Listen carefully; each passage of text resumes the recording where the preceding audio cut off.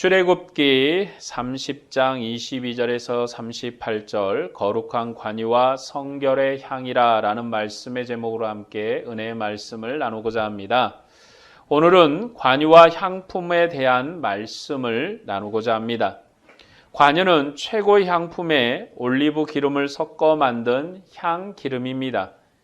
향은 하나님께 드리는 향기로운 냄새이고 감람기름 그러니까 올리브 기름은 가나안 땅의 귀한 기름으로 생명의 선물입니다. 이 관유를 제사장과 성소 모든 기구에 발라 지성물로 구별했고 그것에 접촉하는 모든 것이 거룩합니다. 여기에 거룩함이라는 것은 성소에 계신 하나님께 속한다 하는 의미의 거룩함입니다. 그러니까 관유가 발라진다는 것은 하나님의 성소에 속한 생명으로 거룩해진다라는 것입니다. 관유를 기구에 바르면 거룩한 기구가 되고 그 기구에 접촉하는 것도 거룩하게 됩니다. 그렇게 되는 것은 하나님의 거룩함 때문입니다. 모든 생명은 하나님께 나오는 것입니다. 그래서 성소는 하나님의 생명으로 가득한 곳입니다. 그리고 성소에서 봉사하는 아론도 거룩해야 합니다. 그래서 아론에게도 관유를 발라 거룩하게 했습니다. 그가 하나님의 것으로 거룩하게 되면 제단에 드려진 제물도 그에게 접촉해서 하나님께 속한 양식으로 거룩하게 되는 것입니다. 그것이 이스라엘 백성이 하나님과 함께하는 관계입니다. 기구뿐만 아니라 사람도 기름을 바르면 하나님의 성소에 속한 거룩한 것입니다. 관유라는 것은 향기로운 기름입니다. 그리고 관유는 향기로운 기름으로 거룩합니다. 이 기름을 제사장에게 발라 성소에 속한 제사장으로 그의 직무를 행하게 했습니다. 향기름을 아론과 그의 아들들에게 발라 거룩하게 한 것입니다. 아론과 그의 아들들에게 성소의 기름이 발라졌기 때문에 성소와 같은 영광을 덧입은 것입니다.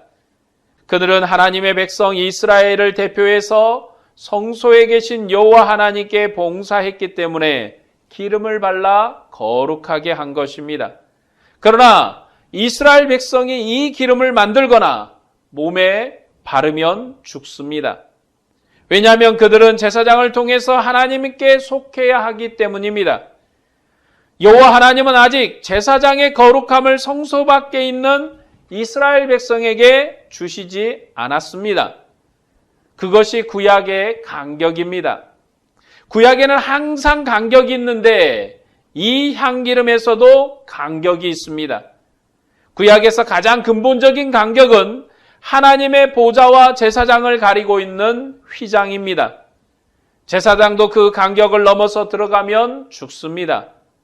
그래서 이 향기름에도 간격이 있는데 일반 백성이 이 향기름을 만들거나 바르면 죽는 것입니다.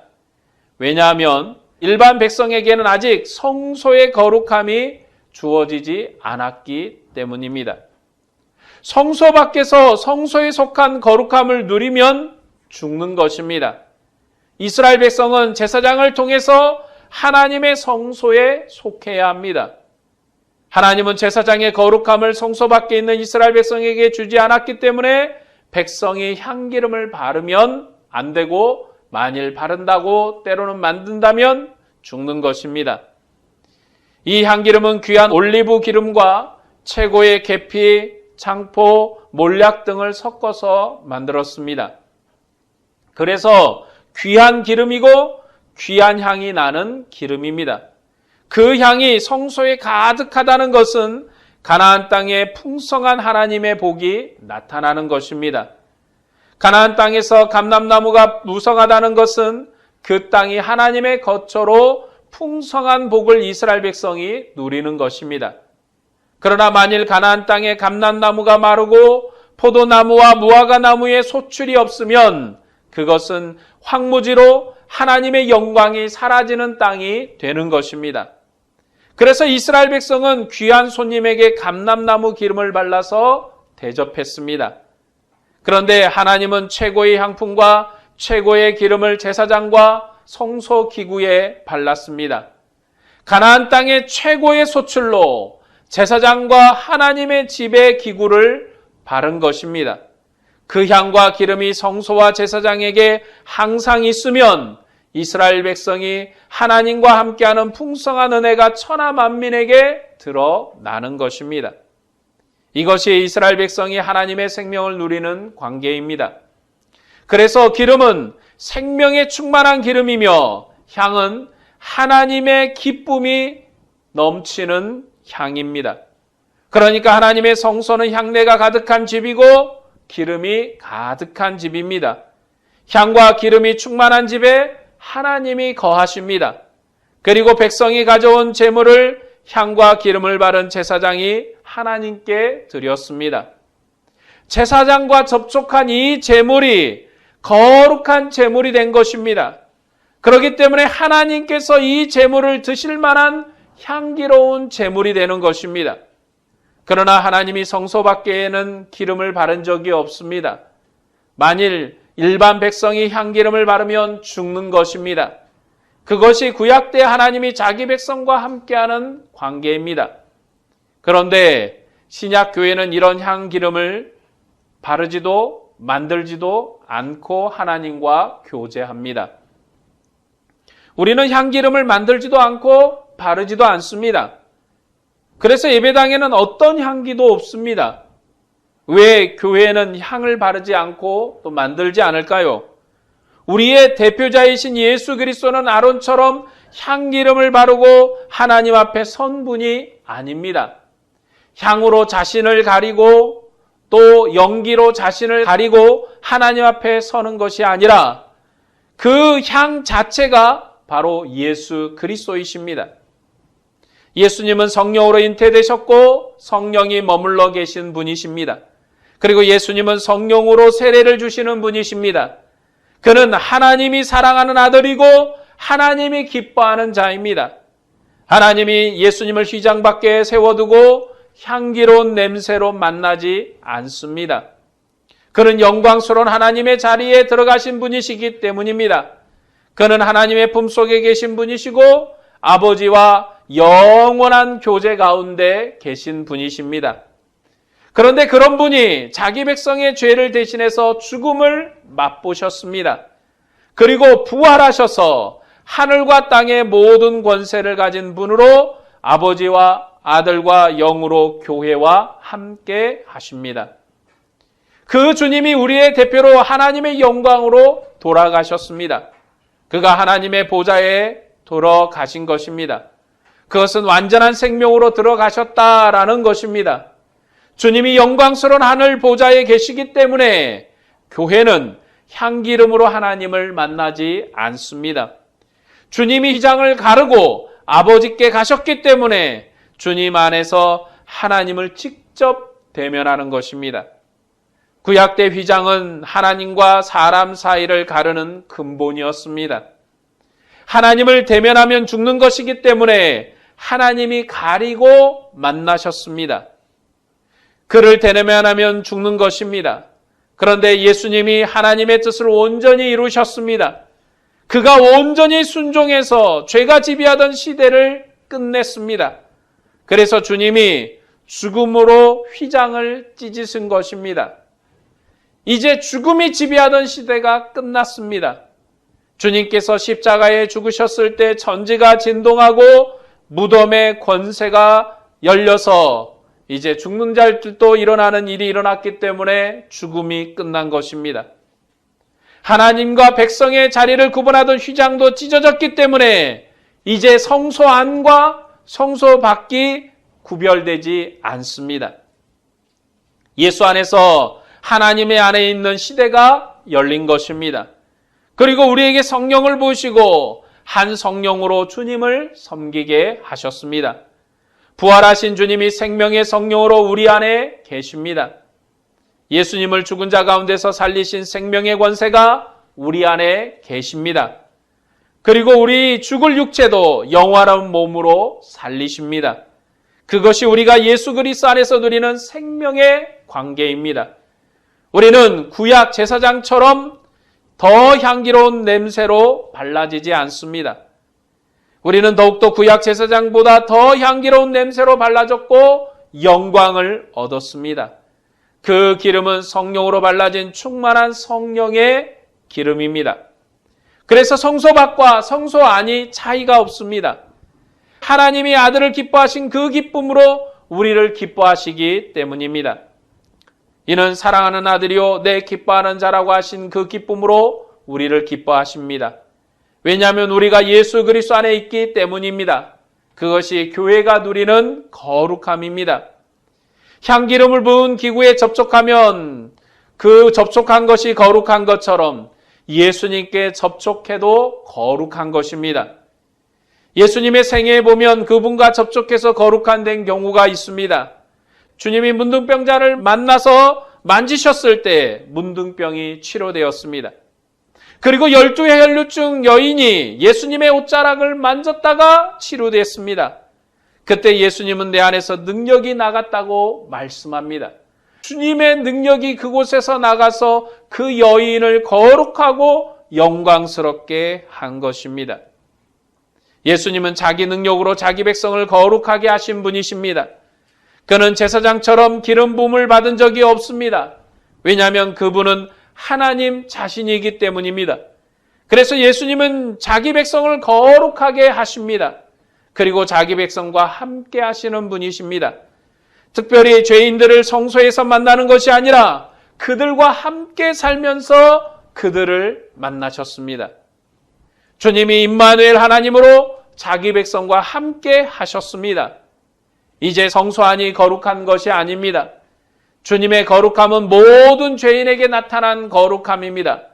그래서 예수님이 죄인에게 둘러싸여 걸어가실 때 12의 혈루증 여인이 주님의 옷자락을 만졌을 때 나은 것입니다.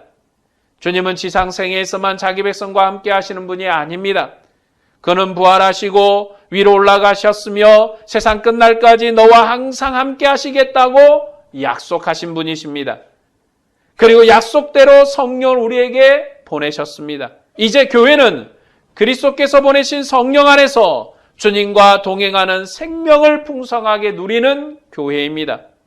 그래서 그리스도의 교회는 생명의 성령으로 기름 부음을 받아 그리스도의 생명이 충만한 교회인 것입니다.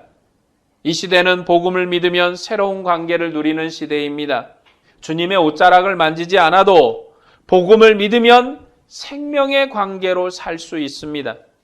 십자가에서 죽으시고 부활하신 주님이 생명의 관계로 우리와 함께 하시기 때문입니다.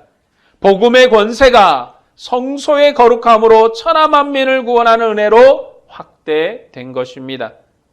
향기름 다음에 나오는 것은 증거궤 앞에 두는 향품입니다. 본문 34절에서 38절 말씀을 보겠습니다.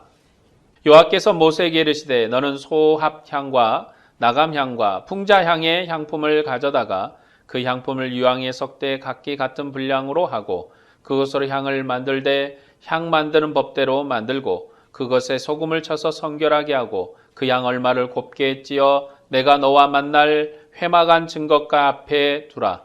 이 향은 너희에게 지극히 거룩하니라. 내가 여호와를 위하여 만든 향은 거룩한 것이니 너희를 위하여 그 향을 그 방법대로 만들지 말라. 냄새를 맡으려고 이 같은 것을 만드는 모든 자는 그 백성 중에서 끊어지리라.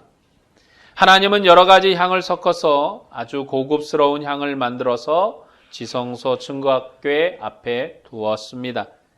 향기름으로 성소의 모든 기름을 바르신 하나님이 증거궤 앞에 향을 두고 그 향을 맡으셨습니다.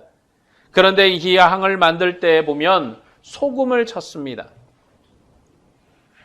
향을 만들 때 소금을 쳤는데 이전에도 향을 만드는 적이 있었는데 그때는 소금을 친 적이 없습니다. 아마 성막을 만드는 과정에 소금에 대한 이야기는 여기에 처음 나올 것입니다. 소금을 쳤다는 것은 성결하다라는 의미입니다. 향에 소금을 침으로 증거궤 앞에 둘 수 있는 성결을 얻은 것입니다. 레위기에 보면 제물에도 소금을 쳤습니다. 이 소금은 맛을 내기 위한 것이 아니라 소금을 채서 제물을 성결하게 하는 것입니다. 향품에 섞은 소금은 지성소에 나가는 성결을 위한 소금입니다. 36절에 그 향 얼마를 곱게 찌어 내가 너와 만날 회막안 증거궤 앞에 두라고 말씀합니다. 이 향이 있는 곳에 하나님이 모세를 만나십니다. 모세가 언약 체계를 위해서 구름 안에 들어갔던 것처럼 휘장 안에서 모세를 만나십니다.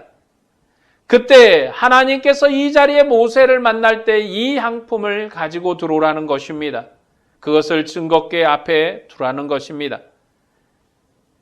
그래서 마치 이 휘장은 하나님의 지성소 안에 두신 구름과 같습니다.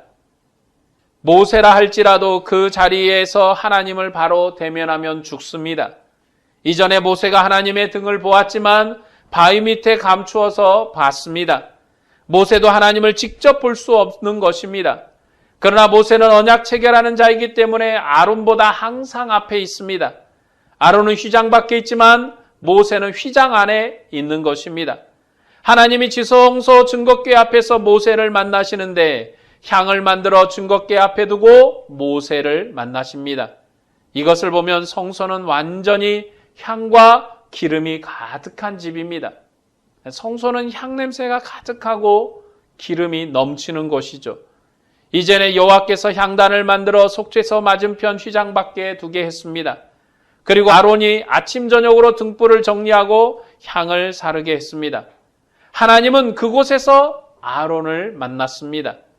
그러나 하나님이 모세를 만나기 위해서는 증거궤 앞에 향을 두고 만나십니다. 증거궤 앞에 향을 두는 곳인데 그곳에서 모세를 만나는 것입니다. 이 향은 하나님을 만나기 위한 향이기 때문에 향품과 함께 소금을 섞어서 만들었습니다.